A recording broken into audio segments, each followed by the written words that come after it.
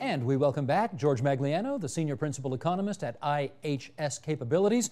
And I want to talk about the Volt, George, but before I do that, we believe in full disclosure on this program, and so I'm going to do it right now. I own a Volt. I bought one last October. I think I've purchased 3 tanks of gas since then.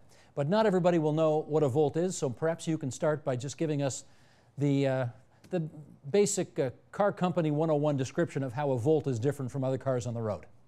Well, this is going to be a tough one because the Volt is a unique vehicle unto itself. First of all, it's a plug-in electric car. So you've got this battery in there that has to be recharged.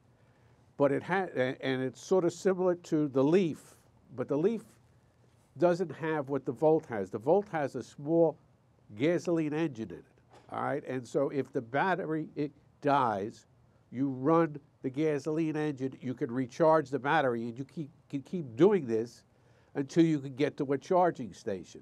The Leaf, which is just pure electric, once you lose the battery charge, you have to be towed, all right? And there's no way around that one. The other vehicles on the road, which people confuse this with, are the hybrids. And the hybrid system, like the Toyota Prius, that has both a gasoline and a battery in it, and it can operate on both forms of power. So the Volt is very unique in its technology. It's at the leading edge.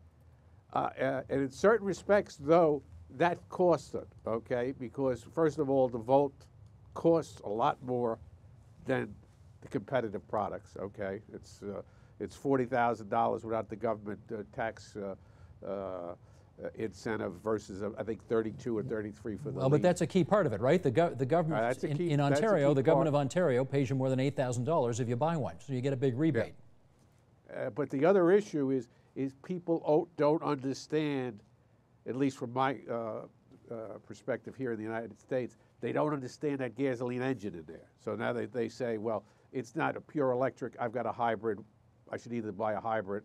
And that really, it basically has hurt the introduction or the startup on the Volt. And of course, this was compounded with the fires and the recall that they had because of the crash and the impact on the battery. Well, do you want to just take 30 seconds just for a second and explain what happened? They were doing some testing. They did some crash testing.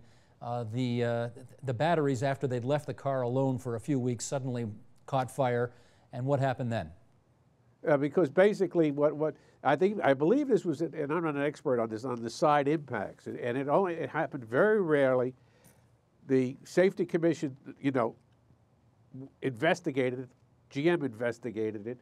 And basically, they made corrections on the battery to reinforce it so that the battery acid didn't leak and then start the fire.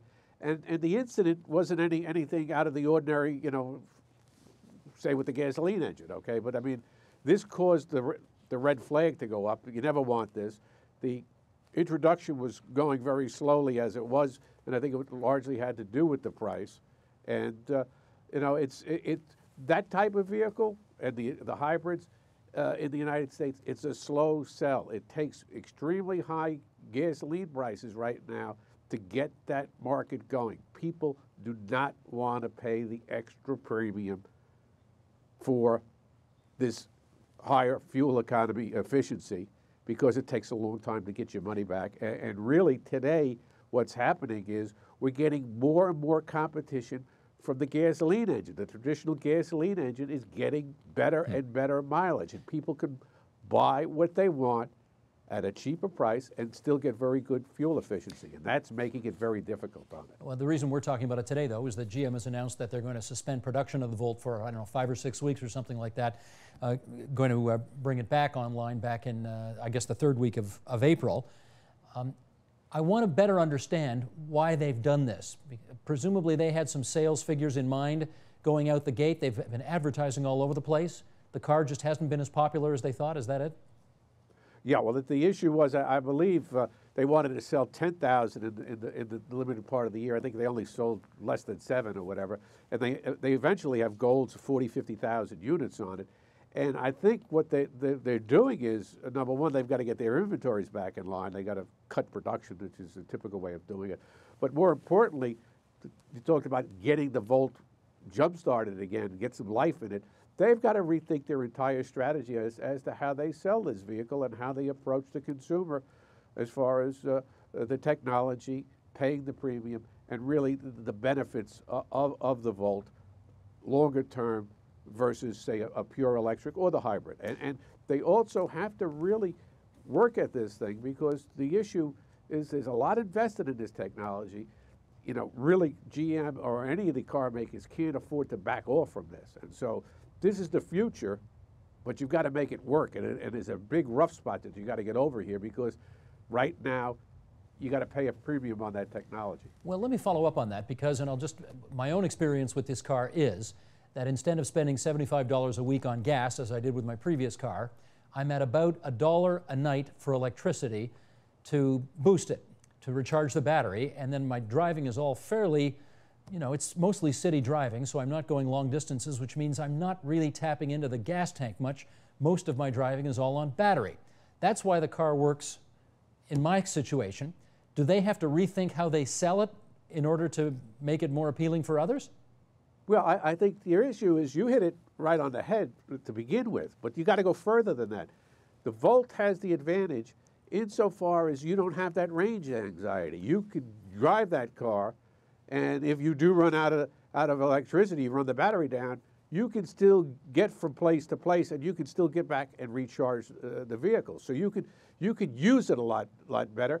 You could use it more as your only car, as opposed to the Leaf, which has to be the second car in the household. So there's a tremendous amount of advantages on the Volt, which I don't think came across in the advertising campaign, and I don't think people really understand that. Well, I wonder if that's because, I think I remember seeing some of the ads where the car is driving in the open spaces and on open highways, and I wonder whether they should be marketing it as a city car, where if you're driving, you know, fewer than 50 kilometers a day, you're probably not touching the gas tank, but if you go beyond, you got another 400 kilometers of gas available to you.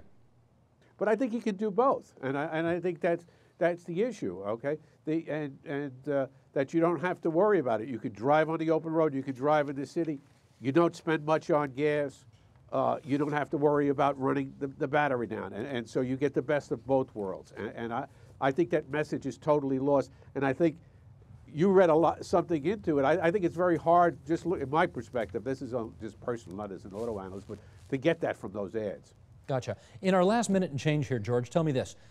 How much of General Motors' future viability as an entire company is wrapped up in the success of this car? Well, I think you're pushing it too much to say its viability is wrapped up in the car. I think there's a big investment. There's a big payoff if it can make it work. Right now, the company's on solid footing, and I think they'll do well. And you know, if they don't have to, if this doesn't really live up to their expectations, because basically it's a halo car, not a lot of volume. It's making that technology work and making it work in the 2020, 2025, 2030 period, going way out. Okay, so it's a long-term proposition right now, and you know, to say that the company would go back into bankruptcy or something like that, I think is just pushing it a little too much. Okay, not the case, but if the price of gas doubled, do you think they'd sell more of them? Oh yeah, most definitely. Doubles today, then it really starts to hurt, because now we're moving in the United States, we're moving up to $5 a gallon down here, and now it's starting to hurt. And so you double it, you know, it's going to change a lot of buying habits. Gotcha. George, as I said to you last time you were on this program, I want all of our Italian, Canadian, and presumably Italian American viewers watching this program to know that I do know how to properly pronounce your last name, which should be Magliano, but I get that you want it pronounced Magliano, and I just want everybody to know that. My father and his father pronounced it, so I guess that's the way we do it. That's on you, my friend, not me. I just want everybody to know that. Yeah, okay. George, it's good of you to come on TVO again. Thanks so much. Thank you. Support Ontario's public television. Donate at tvo.org.